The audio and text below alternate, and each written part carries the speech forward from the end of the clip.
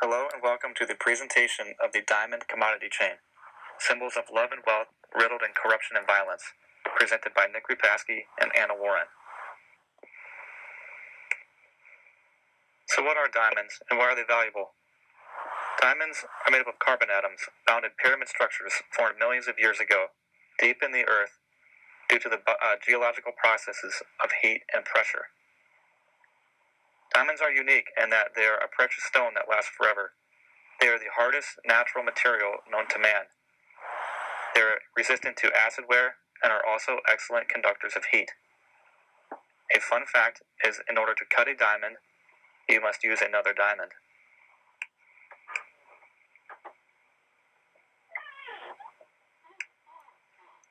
Diamonds have been used to represent emotion all throughout history, whether that be love, affection, or commitment. Diamonds are used as gifts. Let us now take a look at the diamond industry. Global diamond jewelry sales topped $84 billion in the year 2014. This is a massive business which employs 10 million people worldwide. $13 billion worth of diamonds are extracted yearly from the earth, 65% of which are from the continent of Africa. A common misconception about diamonds is that they're all used in jewelry, while only 30% of extracted diamonds are considered gem-worthy. The remaining diamonds are used in industry. They are helpful due to their natural properties, such as their hardness and the resistance to heat and acid wear, so they're very helpful in cutting, drilling, grinding, and polishing.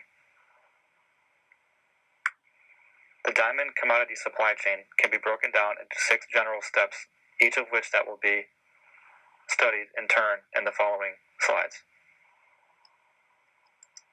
The first step is the exploration phase, followed by mining, followed by sorting, followed by cutting and polishing, then the manufacturing of jewelry, and lastly, retail. The primary and secondary levels of production are the exploration and mining phases. Diamonds often exist in kimberlite rock, which is a mineral in the photo to the right. Kimberlite is found by looking for changes in magnetic fields. Deposits are often found deep in the ground and also beneath glaciers.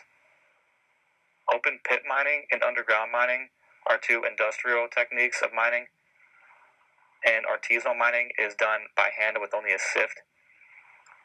Artisanal mining is conducted in what are called alluvial deposits. These are places where diamonds have been unearthed due to erosion and other natural processes such as volcanic activity, and are then deposited by water on riverbeds and coastlines. The tertiary level of production is the sorting phase. Once the diamonds are mined, there are thousands of different categories, each of which will fall under the 4 main categories of size, shape, color, and quality. The majority of diamonds mined are colorless or have a faint yellow-brown hue. The highest quality diamonds, which are determined by their color and quality, are what are sent to the gem market, where they will be made into jewelry, and the remainder are used for industrial purposes. Colored diamonds are very rare and therefore the most valuable, and they make up only about 8% of total diamonds that are mined. The quaternary level of production is the cutting and polishing phase. The main diamond and cutting training centers are in Antwerp, which is in Belgium, Mumbai, Tel Aviv, Israel, New York City, New York, China, Thailand, and Johannesburg, just to name a few. The cost of labor varies greatly by country. In the United States, it costs only about $100 per carat to cut, and in India, it is only about $10 per carat to cut. The employees in India aren't quite as fortunate as those in the U.S. and are often not paid a fair wage. Diamantaries is a nickname given to people who cut and polish diamonds. Once the diamonds are polished and cut, they're further classified by what is called the 4 C's, which are cut, color, clarity, and the carat weight. Major markets for wholesalers and manufacturers of polished diamonds are the U.S., which dominates half of the market, followed by Japan with 15%, Italy with 5%, and India with 3%. and then all the other countries in the world make up the remaining 27%. In the bottom right hand of the slide, you can see an image of rough diamonds before they're cut and polished. The fifth level of production is jewelry manufacturing. During this phase, wholesalers or manufacturers buy small amounts of unset polished diamonds. They then sell these to manufacturers, jewelry designers, or retailers, or they may create the jewelry designed by in-house teams and sell it directly to the retailers themselves. The system of warranties, which will also be discussed later, is then used to reassure industry purchasers and consumers that the diamonds they are purchasing come from conflict-free sources. Level of production is retail. Majority of the diamond jewelry sold is in the US, Japan, and Western Europe. Diamond jewelry makes up 95% of diamond value, and the remaining 5% is industrial. Examples of retailers that also manufacture their own jewelry are Tiffany, Louis Vuitton, and Chanel. Big money is made in branding. Big name brands charge up to 40% more on identical quality and carat diamond products. And there are 250,000 retailers worldwide, mostly locally owned, but now they're declining due to large corporations moving into the diamond market, such as Walmart. Now comes a controversial topic when it comes to diamonds, and this is blood diamonds.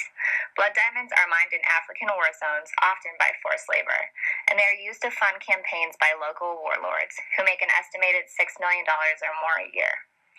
Because of blood diamonds, concerned consumers fear purchasing diamonds would be financing violence. Diamond producers met in Kimberley, South Africa to address this issue. Because of blood diamonds, the Kimberley process was created. This process is a UN-mandated government-led certification scheme initiated in a bid to clean up the diamond trade and includes 74 countries. It is a certification system to make sure that diamonds from conflicted areas do not get into the mainstream diamond supply chain. The Kimberley process requires a government-issued certificate for rough diamonds to be imported and exported. And it is followed by the system of warranties, which was created by the World Diamond Council to assure all transactions of polished diamonds can have the source traced to a certified distributor. This figure shows the components that are involved in the Kimberley process.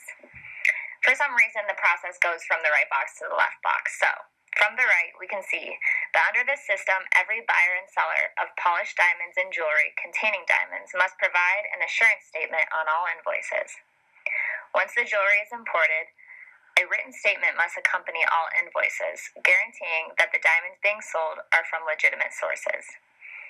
And finally, a system of warranties is used to further assure consumers of their diamonds. Of course, there are criticisms of the Kimberley process, and many are that it does not promote human progress. Another is that protocol does not condemn unfair labor practices, human rights violations, or environmental degradation. Another criticism is that many miners in legal African mines are school-age children and teens. And another is that most artisanal miners make wages of $1 or less per day. Environmentally, the diamond industry has made a large impact. It has caused land disturbance and large soil upturning. Large dugouts fill with stagnant water, which then become a breeding ground for mosquitoes and disease. Water is also used to clear away sediment, depleting groundwater and other freshwater sources. Electricity is used to power machinery. The burning of hydrocarbons to run machinery leads to pollutants, including diesel, oil, and gasoline. Nowadays, though, most modern mines are held up to the ISO 14001 standards of environmental impact. The diamond industry has impacted many other aspects besides the environment, and many of these examples revolve around its impact in southern Africa. So financially, diamonds provide a significant impact on the economies of the countries in which they are found. When it comes to health, revenue from diamonds helped the HIV pandemic in southern Africa by providing counseling, testing, education, treatment programs, clinics, and hospices, etc.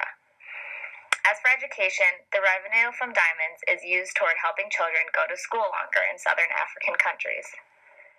And as for employment, the diamond industry provides over 38,000 people in southern Africa with jobs. On a broader scale, we can look at the impact of the diamond industry in terms of its social, financial, and economic effects. Socially, we know that diamonds are of great value due to their emotional meaning, their importance in the industrial applications, and the fact that they will last for eternity. They are considered the ultimate jewel. Financially, as mentioned before, diamonds positively impact the economies of the countries in which they came from, which are usually countries that were previously war-torn. And economically, not only do diamonds provide over 38,000 Southern Africans with jobs, but it also provides around 10 million jobs to people all over the world. Current state of the diamond market. Nowadays, the global diamond industry is closely aligned with the global economy. The U.S. diamond demand growth has been healthy over time. However, the demand growth in China, Europe, and Japan has been softer, similar to their economies. That being said, the financial market weakness in China has directly impacted demand for diamonds. Due to China's weak financial market, 3 major leaders in the diamond industry have altered their usual roles in diamond production. De Beers has cut production and lowered prices in the first 10 months of 2015. Russia's Alrosa began building up rough inventory by ramping up new mines, and Rio Tinto has halted processing at its mine and, therefore, intentionally cut production.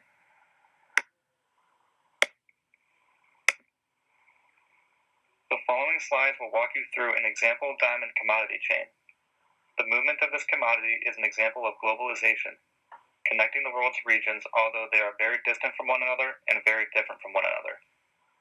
Step 1 will begin in sub-Saharan Africa, followed by Step 2 in Northern Europe, followed by Step 3 on the Arabian Peninsula, and concluding in the Midwestern United States. The start of the diamond's journey will begin in the sub-Saharan African nation of Angola at the Katoka Diamond Mine. The first step will be to locate the kimberlite. Once located, the rough diamonds will be excavated. This mine in particular is an open pit mine and is one of the largest of its kind. Once excavated, the rough diamonds will be sorted and prepared to be shipped to the diamond and cutting polishing companies.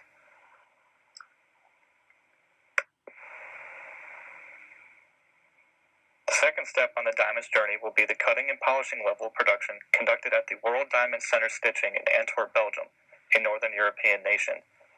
Once cut and polished, these diamonds are once again further classified by the 4 C's: carat, cut, clarity, and color. The 4 C's will then determine what kind of jewelry the diamonds will be crafted into.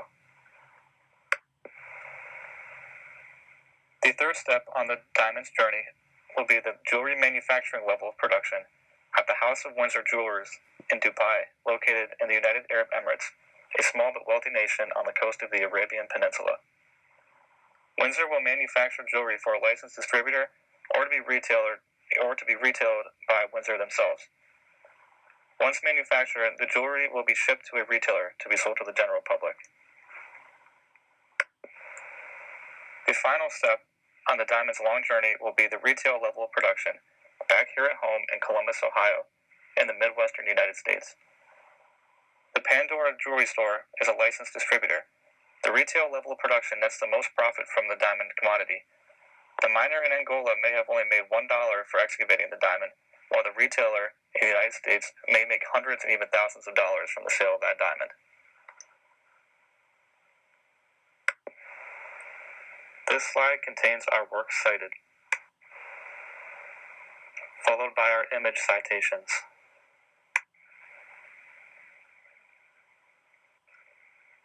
Thank you for watching. We hope you have learned something about the interconnectedness of our world and the complicated issues that surround the diamond commodity.